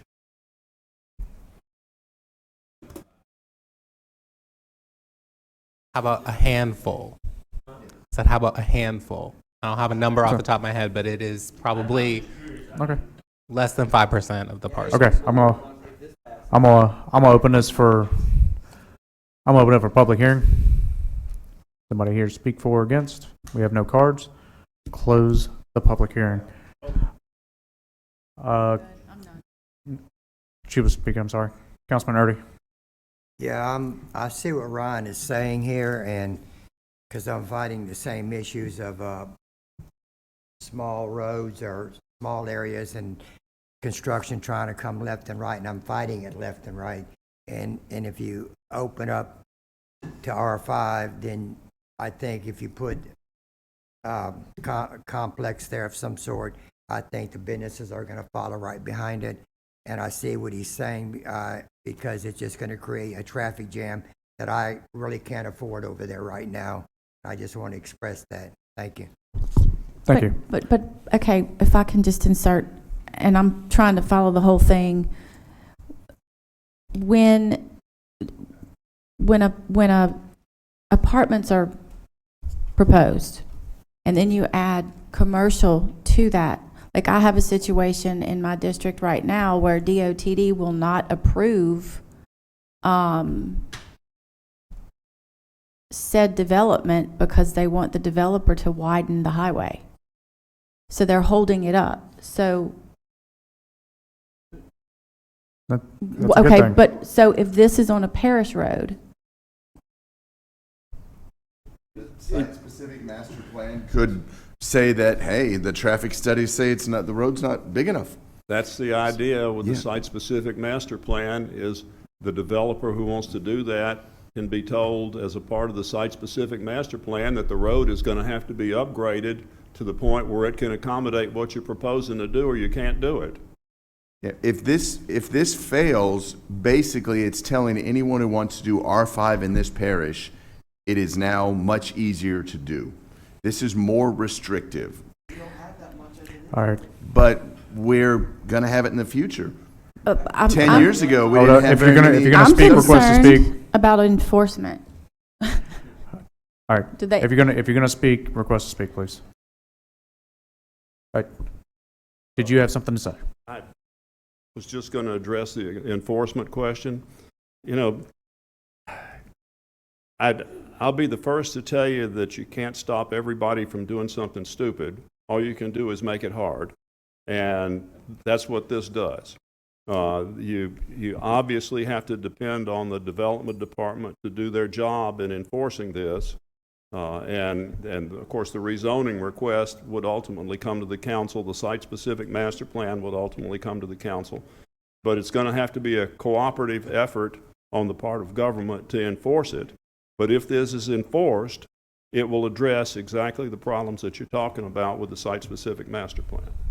Thank you. So we're not going to All give right. out waivers for, okay. Did you have anything else to say, Mr. Mangus? Councilman Mangus? I need to make the motion as amended because in our agenda it's different than what it's different than what it was. So you got a motion as amended. As amended.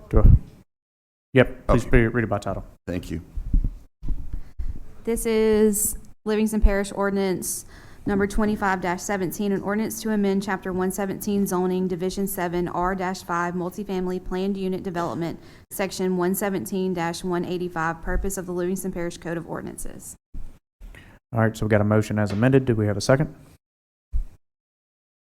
Second. Got a second by Councilman Goff. Vote on your iPad.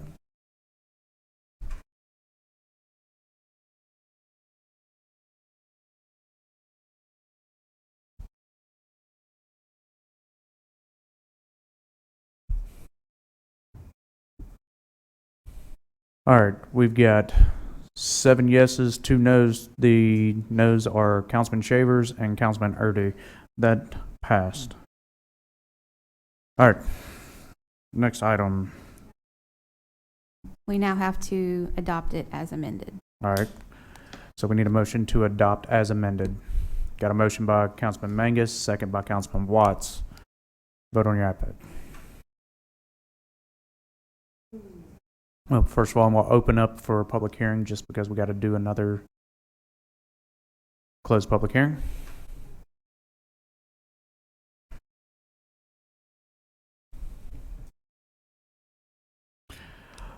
Seven yeses, 2 noes. The noes are Councilman Shavers and Councilman Erdy.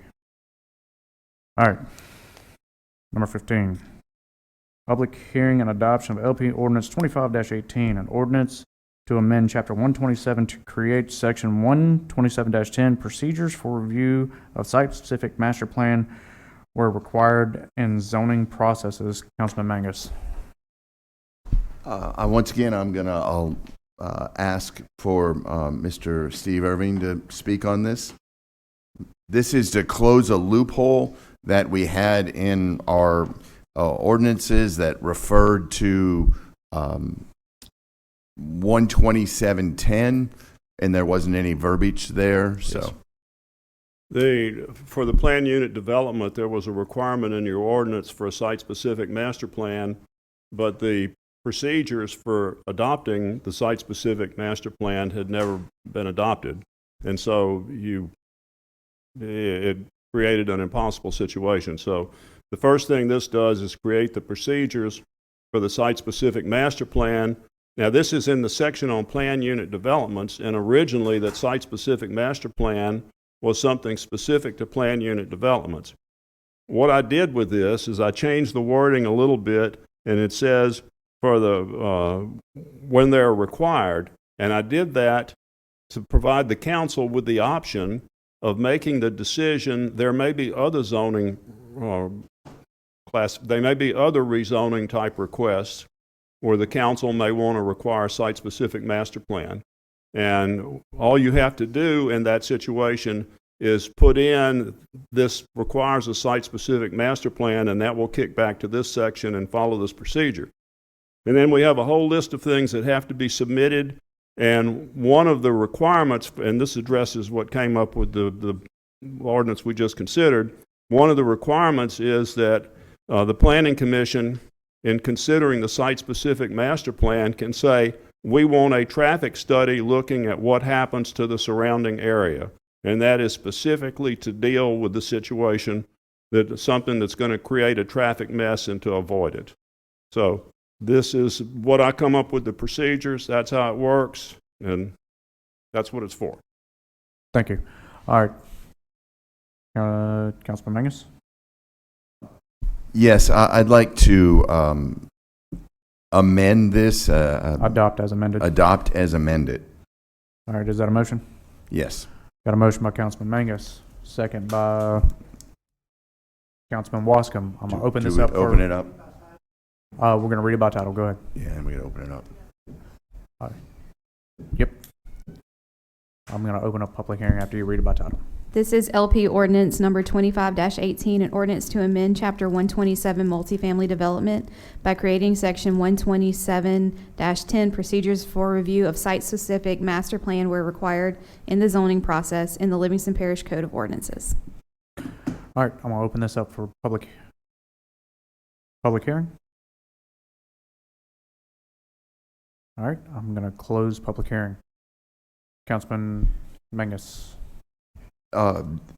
Mr. Irving, will this help with the development in Mr. Coates' district, the bridal? Because that's where this kind of all started, when we recognized the problem, right?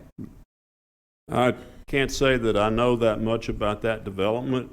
What I can tell you is if the development is going to be something that requires a site-specific master plan, there will now be a procedure to do it, and it will address every issue that I can think of, allowing the Planning Commission to request the information on it and address it. And the other thing is this marries the site-specific master plan to the rezoning request. So if somebody comes in and with a great and wonderful site-specific master plan and a rezoning request, and then they say, well, I'm going to forget about that and do something else, they have to come back and get a new site-specific master plan. What they can develop is what they put on the paper, and it got approved as a site-specific master plan. Right. So that pertains to mixed use. Yes. Right now it pertains to mixed use, but it would also pertain to any other classification in which a site-specific master plan was required, like the R5 situation that you just adopted. That's the first instance of it being expanded, but there possibly are other zoning classifications that would have issues where the council might want to do that. Okay, thank you. All right, we had a motion to adopt as amended from Councilman Mangus. We got a second from Councilman Wascom. Does anybody, any request? All right, vote on your iPad. All right, that passed unanimous. Now we have to have a motion to adopt as amended. I make a motion to adopt as amended. All right. Thank you. Got a motion by Mr. Councilman Maley Mangus to and adopt Mr. as Irving. amended. Got a second from Councilman Wascom. I'm going to open up for public hearing again. Close public hearing. Vote on your iPad. That passed unanimous. Number 16. Public hearing and adoption of LP Ordinance 25-26, an ordinance to enact and adopt 2025 Master Plan of Livingston Parish and amend Article 1 in general, Section 2-26, the Livingston Parish Comprehensive Master Plan entitled Envision Livingston of the Code of Ordinances for the Parish of Livingston, WSP, Parish Professional Planners. Nathan? It's been a while since we've seen you. Yes, good evening, everyone. Thank you for Good having afternoon. us. So we did go before the Planning Commission, and I believe you all should have received a recommendation to approve the master plan. I did want to mention that there were 4 amendments that were recommended by the Planning Commission as well. So one of those was to correct the Planning Commissioner for District 9, so Jacob Erdy replaced Craig Watts. We added 2 appendices to the document. So one of them shows the full population projections. The other one shows the full survey responses we got. The third addition was to make some modifications to the transportation section. So in reviewing the final version of the master plan, we found that the Capital Region Planning Commission had actually written a bicycle and pedestrian master plan that included a section of Livingston that we did not reference. So we just updated the plan to recognize that that plan had some recommendations for the parish. And then the final one was to just add the last implementation public meeting, which was held after the draft master plan was presented to y'all, so we wanted to put that in. So those amendments were recommended. Oh, I'm sorry. And the fifth one is the removal of the associated zoning attribute in the future land use character area. So that is the last section of the master plan. Thank you, Raven. You all should have a hard copy of this shortly. So in that section of the master plan where the future land use map is, there were associated zoning categories that were listed. To allow for the planning commission to review those on a case-by-case basis, we removed that language. Otherwise, I don't really have anything for you all. Happy to answer any questions that you might have. All right, do we have a motion for it for as amended? Already have one. So a motion to adopt as amended. I will make that motion. Yep, Councilman Mangus. Second by I would be honored. Councilman Watts. All right, we're going to open this up for public hearing. And we're going to close public hearing. Councilman Mangus, second by Councilman Watts. Anybody on the council have anything to? Nope. Vote on your iPad. Thank you for your patience.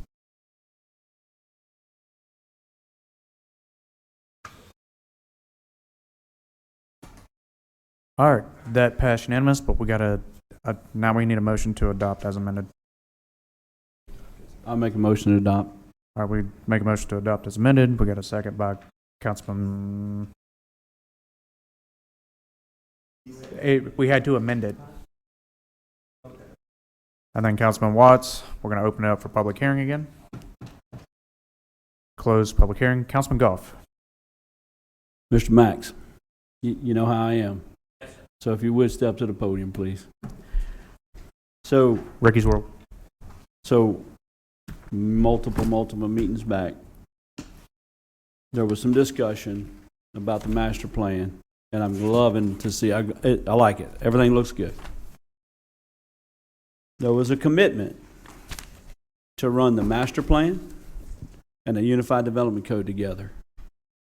So are we doing anything with the Unified Development Code? I've been pushing Robert and them to try to start working on it, but I just want to know from y'all's side.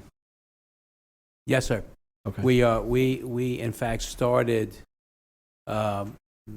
working on the Unified Development Code, I believe, before we started on the master plan. Correct? So we should be pretty deep into the Unified Development Code now. Okay, thank you. I can just expand on that a little bit. So we have been working on the Unified Development Code in parallel with the master plan. I believe we've had 5 specific meetings where we split up the code into different sections. We met with the planning department. We went through section by section. We talked to the parish engineer. So that is all the next step. We wanted to get through the master plan, make sure this gets dealt with. We will hand that over tomorrow to the parish planning department. I know they probably won't look at it until Monday, but you all should have that in your hands. We should start having these conversations with you all reviewing items, asking us any questions that you all might have as early as next week. Thank you. Yep. I wasn't gonna let it pass. Well, you see, you asked the right guy the question, but the right guy gave the answer. Yes, sir. I understand. Thank you. Thank you so much. So we got a motion by Councilman Goff, second by Councilman Watts. Vote on your iPad.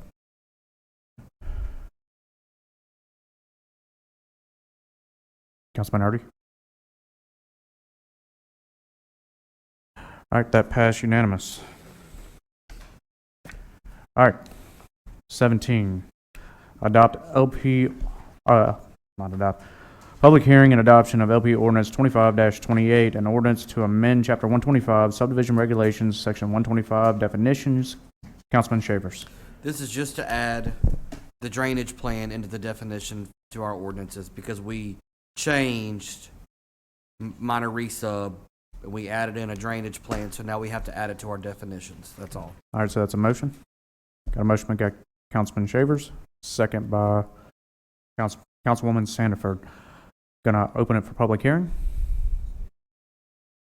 And nobody? Close the public hearing. Can you read it by title? This is LP Ordinance 25-28, an ordinance to amend Chapter 125 of the Code of Ordinances of Livingston Parish, Subdivision Regulations, Section 125-1, definitions as follows. All right. Vote on your iPad.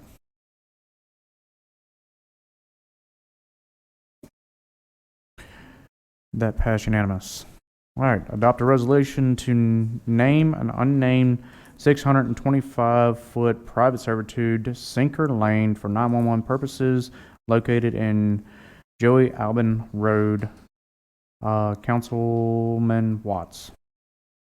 Yeah, it's just a private servitude. They just need to name it for 911 purposes.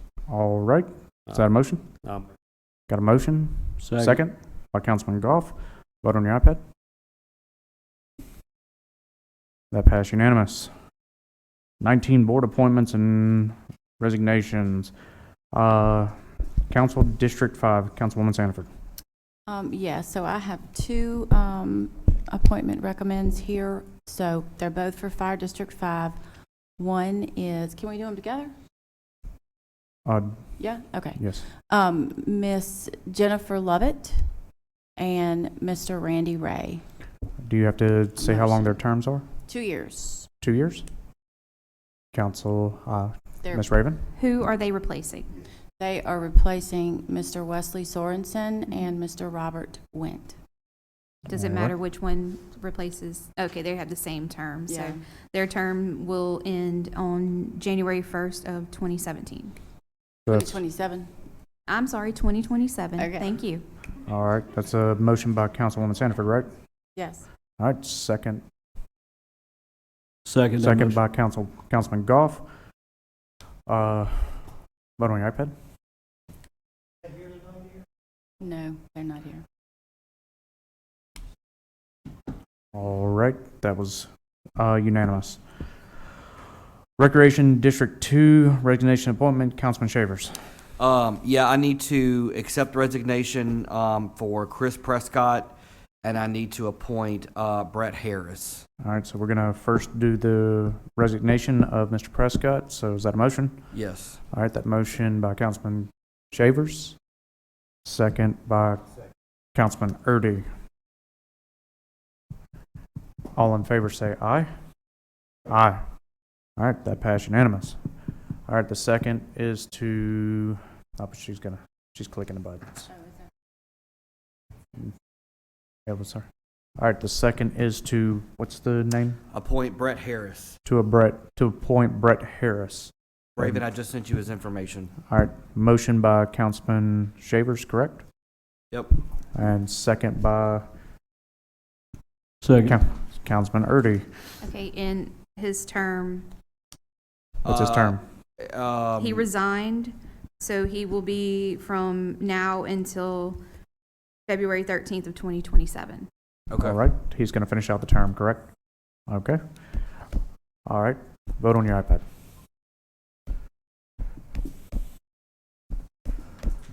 That passed unanimous. Adopt resolution to add the following roads to priority list for consideration: Village Lane, Lake Park Drive, Merchant Road, Lonnie Lane, Brandon Road, Caliente Road, and Wax Road. Councilwoman Sanford, you had a lot of roads this time. That's a motion? That's a motion. Got a motion by Councilwoman Sanford, second by... Mr. Chairman, if I may, after speaking with the mayor of Denham Springs and going through the list that we're finalizing for this next road, I have one road I'd like to add, and I was just waiting for tonight if I could piggyback off of this item on Absolutely. the agenda, and that would be Norma Drive. It's in Denham Norma Springs off of Tate Road, yes. Drive. All right, so we got a motion by Councilwoman Sanford. Got a second by I'll second it. Councilman Wascom. Vote on your iPad. We have to name the roads. All right, that passed unanimous. All right, executive session. Executive session for the proposed of consideration of settlement proposed for the parish and the following lawsuit. Civil number 25-0071 for MD Lane Singular Wireless PCS LLC. Need a motion to go in. There'll be no action taken. Need a motion to go. Mr. Chairman, Yes. can we take care of agenda items 22 so that when we come back, all we have to do is district attorney a report and then adjourn? Sure. Would that be, I mean, I'm just asking, Yeah, just so that we don't have to discuss anything. Finance Committee. Yep, Finance Committee. Finance Committee. What was the date for tomorrow? the Our 28th? meeting will be on the 28th. The 28th. 28th? So we're gonna have a finance meeting on the 28th. That will be for budgeting and going over the budget specifically. So if anyone not doing nothing, come on. Infrastructure? We will be setting that meeting up for next week as well. All right. Ordinance Committee? We don't have a meeting as of yet. I'm seeing a lot of ordinances kind of being discussed tonight here and there. Those do need to come to the ordinance committee. We did make a resolution when we first got elected. You've got to get the ordinances on the committee. Nothing else. All right, so now we need a vote for a... I'll make a motion that we go into executive session. Back and do councilman comments because I have an Yes. important announcement. Yes. Okay. All right, so got a motion by Councilman Shavers, second by Councilman Coates. All in favor say aye. Oh, wait, what? We're not taking any action. I already said that. Channel 17, proudly serving the Florida parishes. Sorry about the wait. There was no action taken. We need a motion to go back into the... Got a motion to return to the regular scheduled meeting. Second by Councilwoman Sandiford. All in favor say aye. Aye. All right, and yet again, there was no action taken. None. All right, so our attorney advises of some information with AT&T, and they've got something that they think they can work out with AT&T with the tower. So I'll make a motion if you like. Got a motion. I'd like to make a motion to authorize the Malley Law Firm to negotiate a settlement regarding this cell phone tower. Okay, got a motion. Second by Councilman Mangus. All in, vote on your iPad.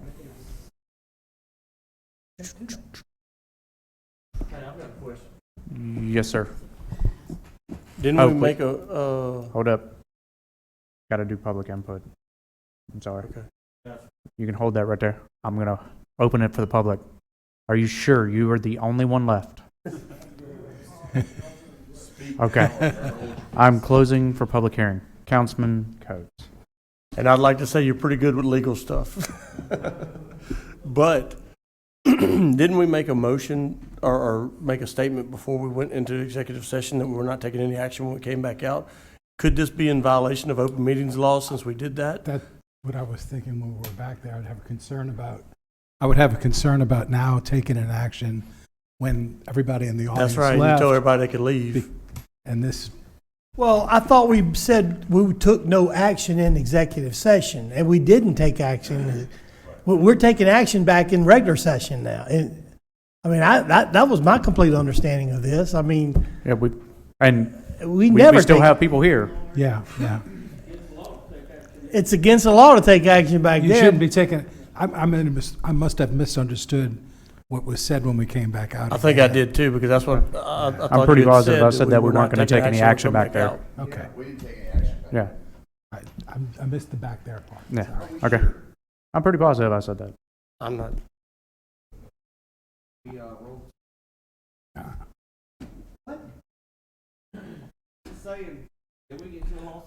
Well, we have a library board and a lawsuit for this particular action.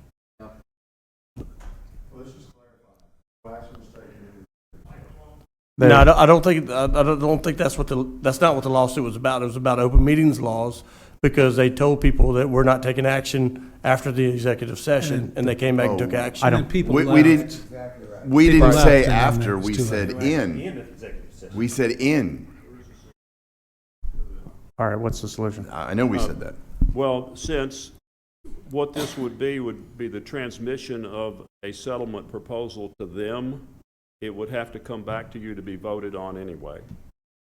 So Okay. regardless, it would be ratified at the point in time that you approved it. If they accept it, it would be ratified, because we'd have to come back here and present it to you to be approved. Okay. Right. Does that work? Right. We are only authorizing you to start the negotiations Yes, of a exactly. settlement, not to take a settlement to them or to vote on anything. And That's I don't correct. know that you even need to actually take any action to authorize him to negotiate. He's simply notifying, I'm keeping you informed of what's going on in this litigation. And if he comes back with a proposed settlement, Okay. then that's I'll do that. for you. Yeah. Yeah. Well, I okay, withdraw that my works. motion. All right. No action has been taken. There we go. We have our marginal. Thank you. Thank you. All right. As much as I want to say, adjourn. Councilman comments. Ready to go. Councilman Wascom. Got anything? No, sir. I do not. You could have just shook your I head have no. nothing to say. Y'all. All right, Councilman Coates. I'd just like to say I want to thank everybody who came out, and I want to thank the council for supporting the voices of the people. Okay, Councilman Shavers. Councilman Erdy. Trick or treat. All right. Councilman Mangus. You skipped me.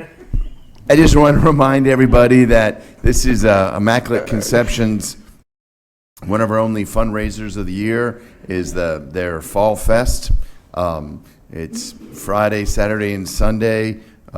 Please consider coming out. There may be some bad weather, so I'll be there in the beer and daiquiri booth. So, All right, Councilman Watts. We're totally skipping Councilman Goff too.